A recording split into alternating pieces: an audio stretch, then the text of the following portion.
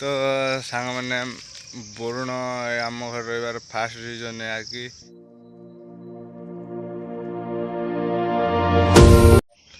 तो हेलो सामने मुझे जगह आप दिसपिला ब्लॉग तो आज का ब्लॉग सेमती किसी खास ना मुझे बौण बौण कौटर बौण कौन आम घर अच्छे से आज डिटेल्स कहबी मुझे नेक्स्ट ब्लॉग्स नहीं आसबि तो चलो मु बौण कौटर बौण ये कौन आई गाँ केड़े दूर सब कहूँ तो सांग मैंने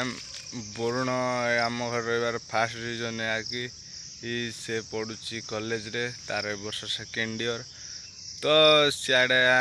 कॉलेज टू गाँ को मिनिमम हो 20 किलोमीटर हो तो एते दूर टू आसबार असुविधा होता से आम कहलु ना आम घर पलाया मुझे जाऊँगी कॉलेज से पलाया आम घर को तो सांगरे भी जीवा कहली सेमती कहलानी से आसला तो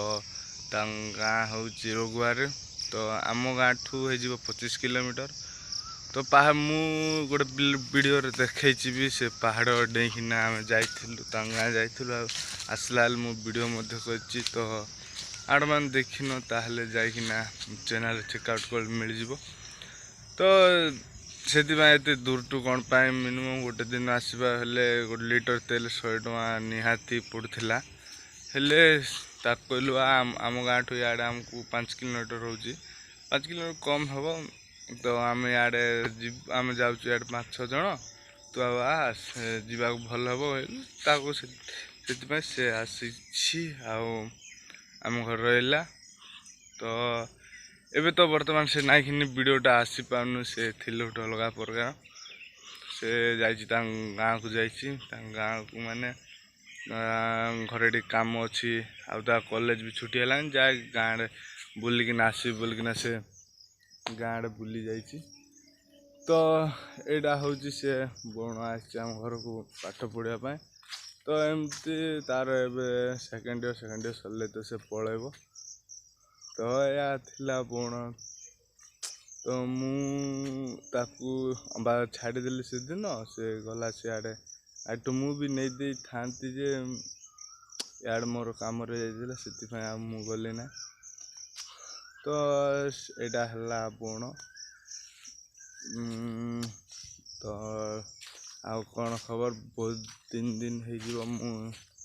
काम थी ब्लॉगटा आसी पार नाला तो ये निश्चय ब्लॉगटा आसब बौण भी आ 10 दिन रही तो से पलायब तो बौण घर के जीवी घर देखी तार घर केते जन कौन देखी तो बौण आसब ताकू फेर मु आनी जा पड़ो से कॉल करे गाँव रे नेटवर्क माने ये नेटवर्क भी नहीं किसी नहीं तो बहुत असुविधा तो से आड़ा ऑनलाइन रे पढ़ू सेमती बोलिकिना ताकू इे डका कला से हूँ मो मामू पुआ आका तो मुझे भाई बोलिकिना माने आ छोटिया भाई बोलिकिना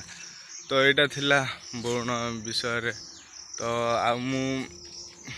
नेक्स्ट ब्लॉग आउ कि नुआ नहीं आसबि तो आपण मैंने कहतु कौन दरकार ब्लॉग केमतीटा दरकार तो निश्चय कमेंट कले मु निश्चय नहीं आसबि तो आपण मैंने तो कमेंट करन तो कमेंट निहांती कर तो 3-4 दिन है ब्लॉग आसपार नाला से सॉरी तो एतिक मोर ब्लॉगटा शेष कर तो आपको भल लगी था बौण गोटे लाइक शेयर आउ सब्सक्राइब भी कर दियो तो टाटा बाय बाय सांग मैंने।